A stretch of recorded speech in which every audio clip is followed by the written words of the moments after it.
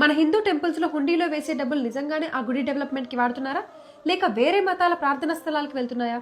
ఇవాళ నిజమేంటో తెలుసుకుందాం. దేశంలో హిందూ ఎండోవ్మెంట్ యాక్ట్ ప్రకారం ప్రభుత్వాలు దేవాలయాల నుంచి వచ్చే సొమ్ములోంచి చాలా భారీ మొత్తంలో కట్స్ తీసుకుంటున్నాయి.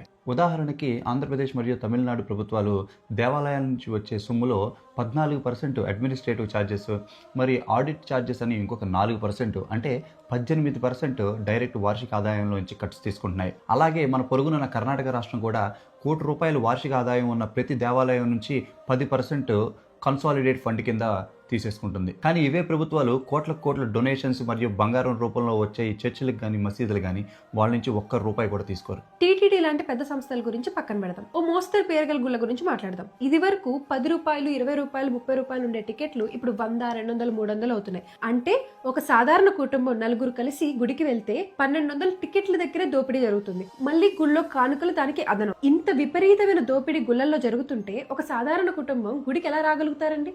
ఇప్పుడు మళ్ళీ మొదటి ప్రశ్నకు వద్దాం. హిందూ దేవాలయాల నుంచి వచ్చే డబ్బుని అన్య మతస్థులకి ప్రభుత్వం ఖర్చు పెడుతుందా? డైరెక్ట్గా హిందూ టెంపుల్స్ నుంచి వచ్చే డబ్బులు అన్య మతస్థులకి వెళ్ళకూడదు. కానీ ఇక్కడ ఒక పెద్ద లూప్ హోల్ ఉంది. ఇప్పుడు మన టెంపుల్స్ నుంచి వచ్చే డబ్బుల్ని ప్రభుత్వం కామన్ కన్సాలిడేటెడ్ ఫండ్ రూపంలో తీసుకుంటుంది. దాని నుంచే జెరూసలేం యాత్రలకు కానీ, హజ్ యాత్రలకు కానీ, లేకపోతే వాళ్ళ రిలీజియస్ సైట్స్ మెయింటెనెన్స్కి 100 కోట్ల బడ్జెట్ అలొకేట్ చేయడం కానీ ఇవన్నీ చేస్తుంది. ఇవన్నీ చేయడానికి ప్రభుత్వానికి డబ్బులు ఎక్కడివి? ఎండ్ ఆఫ్ ది డే ఇవే. మన ఇళ్లలో కూడా చాలా మంది కాశీ, చార్ధామ్ యాత్ర చేయాలనుకుంటారు.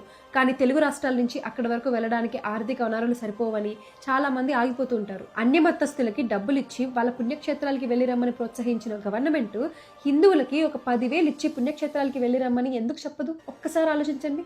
అందుకనే వి వాంట్ సనాతన్ బోర్డ్. మన హుండీలో వేసే డబ్బులు ఎంత అవుతున్నాయి, ఎక్కడ ఖర్చు పెడుతున్నారు అనేది ఒక డిజిటల్ బోర్డులో ట్రాన్స్పరెంట్ గా మనకు తెలియాలి. తెలుసుకునే హక్కు మనకు లేదా? ఇదంతా జరిగేంత వరకు మనం ఏం చేయాలో తెలుసా? ముందు హుండీల్లో డబ్బులు వేయడం ఆపేసేయాలి. ఇది అనాదిగా వస్తుంది, ఇప్పటికిప్పుడు ఆపాలంటే మనం ఆపలేం.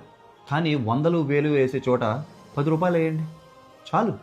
మీరు దేవుడికి భక్తితో కానుకగా ఇస్తున్నారు. 1000 ఇస్తే అవి ప్రభుత్వాలు తింటున్నాయి. మనకేం ఉపయోగం దానివల్ల? ఆలోచించండి. Free temples from government. జై హింద్, జై సనాతన్.